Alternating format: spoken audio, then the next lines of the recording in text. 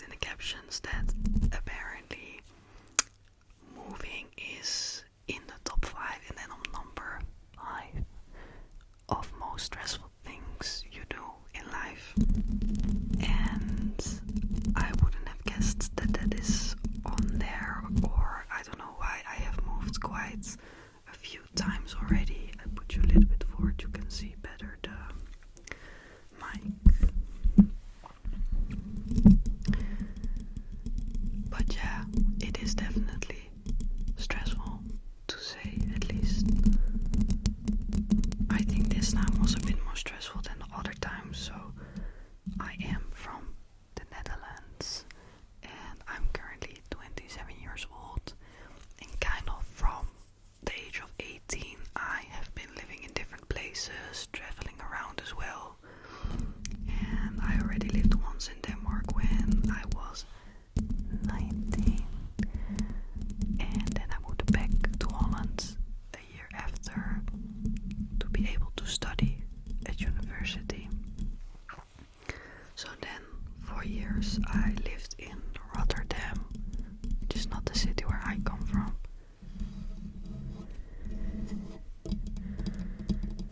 And then after finishing my bachelor and master in psychology, I moved back to Denmark because my boyfriend is Danish.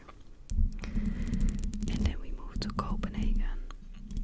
And that is almost, I lived there almost 4 years. And I think,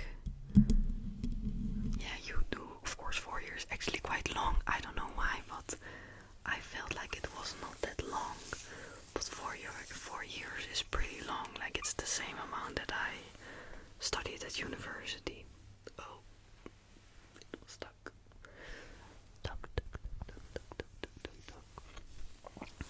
But yeah, you do build a life.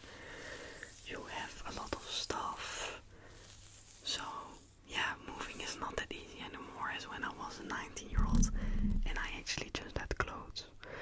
So yeah, my father, he drove up from Breda with a moving van, and it is like a 10-hour drive. So it was very fun to have him, but also you need to, of course, all the furniture is gone, so we sleep on air mattresses, and I'm very much like, I want everybody to feel good, even though my father is super easy going. I start caring, so it is not that carefree, but moving is not carefree. But it was very nice of him to drive up, of course, and to help us, and my father is the most funny guy, so we always have an amazing time with him. So yeah, we of course had to move everything in the van. Then we had to paint the whole apartment, clean the whole apartment. Then also the parents of my boyfriend came, and that was of course also, it was not super emotional, but his parents are sad that he's leaving, so yeah, emotions did come also into play with that. So yeah, that was like, my father came 4 days before we moved out. Then you have like the landlord, he comes, look at the apartment, okay, everything good, yes, you get your deposit back. Woo.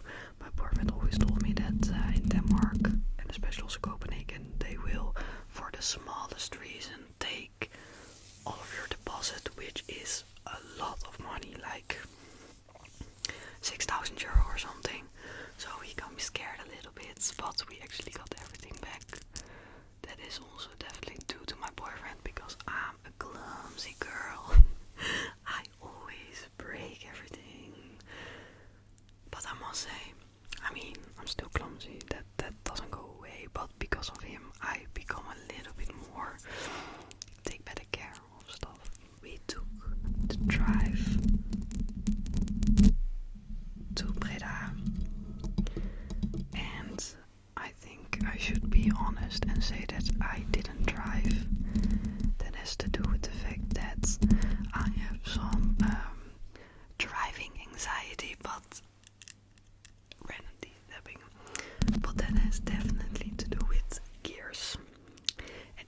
says to me like, what the fuck, Lotta, why are you anxious about it, blah blah blah. Let me explain.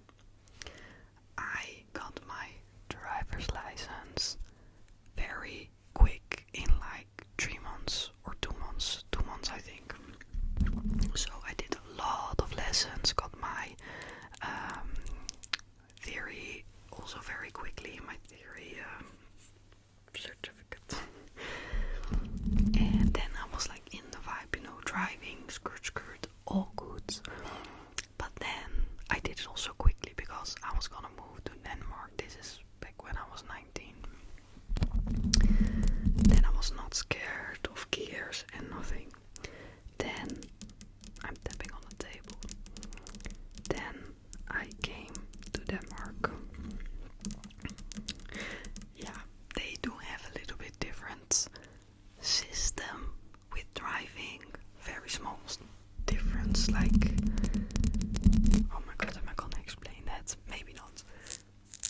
But that made me already a little bit less comfortable, and we did live with his parents, so we didn't have our own car.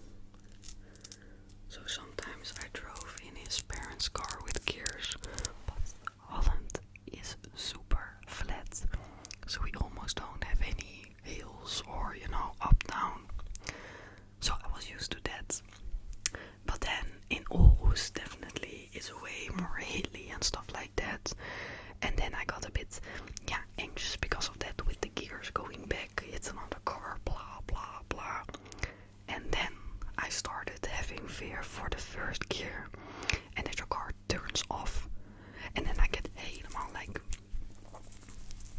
she gets helemaal, I get helemaal, I don't know, panic. And then I feel super stressed and stuff like that. So long story short, I do not like driving with gears. And that's also because I haven't been driving a lot. In Copenhagen I didn't drive. It's a big city. You do everything with the bike, walking, public transport. Rotterdam, same story. I'm a student, public transport, bike. So she don't like the gears. So shout out to my father and boyfriend. They drove. But an hour into the drive, I was called 2 times, and my father as well, and then saw a message like, please call back, it's very urgent. And then we got the sad news that the husband of my aunt passed away. And I say also husband of my aunt, of course. Often you call it your uncle. But they were not married for that long, only 10 years. And he was a lovely man, and my aunt is so sweet, and they were so nice together. But I have not known him really like growing up or something, so I don't call him uncle necessarily, but he was really an amazing guy. Actually, the story of how they got together is really beautiful and sad, but also beautiful, because his wife was dying from cancer, and my aunt was really good friends with his wife. And on her dying bed she told him, I think you and my aunt, you guys could be very happy together. Why you don't give that a shot? And they did.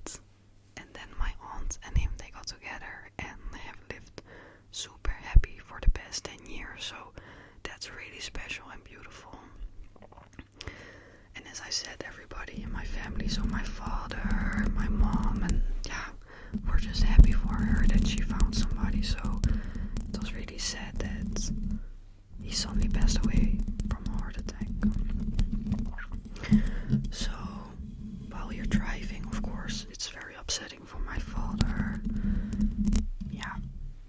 So it was different driving back than what we expected. Not as in it needs to be a certain way, but it was more first a happy thing, but there was also sadness to it.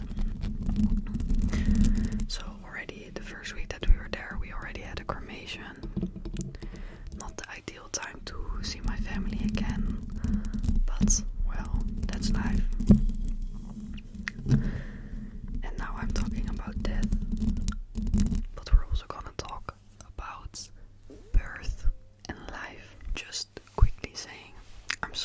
there's a lot of cuts, but I had a pretty bad throat infection, and actually today, it's a week ago, is the first day that I wake up actually with not feeling anything, but I can feel that the whispering does, it's not that easy for me to do all the time, so that's why I'm coughing quite a lot.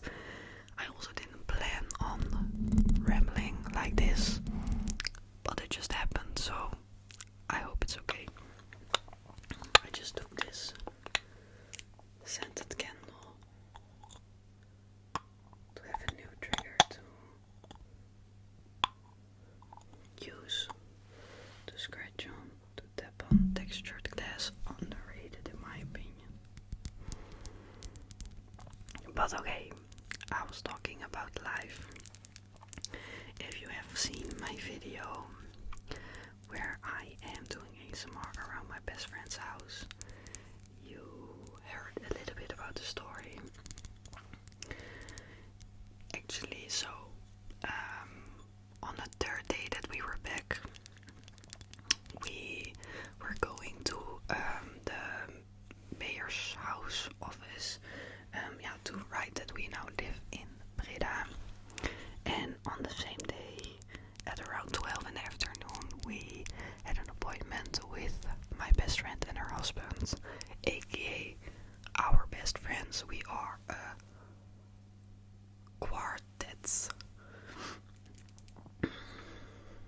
quarter friend group. I don't know. We are all friends, best friends. And my best friend, she is or was pregnant.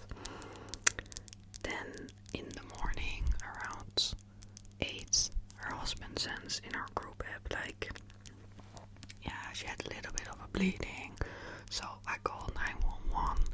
We are now in hospital. They're doing some tests on her, but nothing severe. But maybe we meet up a little bit later or something, or not, I don't know. We of course say, of course, take your time, I hope she's okay, but he already said nothing severe, so we think all is good.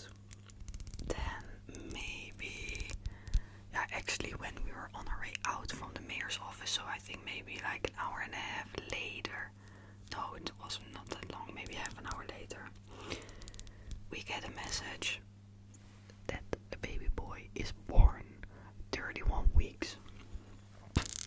My mom was driving, I was sitting next to her, my boyfriend in the back. She was just driving out of the parking lot. I said, stop, oh my god.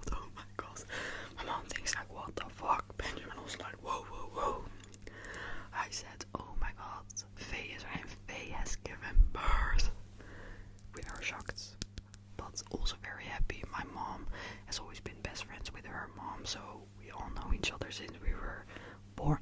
Me and her always say, so my mom knows her also really well. So we were all super happy, but of course also like, wow, 31 weeks. That is super early. I actually started crying. I didn't think that I would get that emotional, but for me, I've always dreamt about being a mother and having kids, and right now, actually almost 28, and I don't have any friends who have children. And in some ways I feel also still I'm a kid, and actually that she's also still a kid, but just the thing that she has her own child, like for me it's so special, and I'm just so happy for her and her husband. So the story is a little bit more scary how it went with the emergency C-section, but in the end she's doing very well, physically and mentally now as well, and the baby, he is so strong. His name is Bowie, and he is so cute, and he's doing really well. I mean, he is eating good, he's gaining weight, and I mean, when my best friend talks about him, I just so happy. Like, she tells me she has butterflies when she sees him, and I'm just like, oh, I am just so happy for her that she has that or something. I don't know.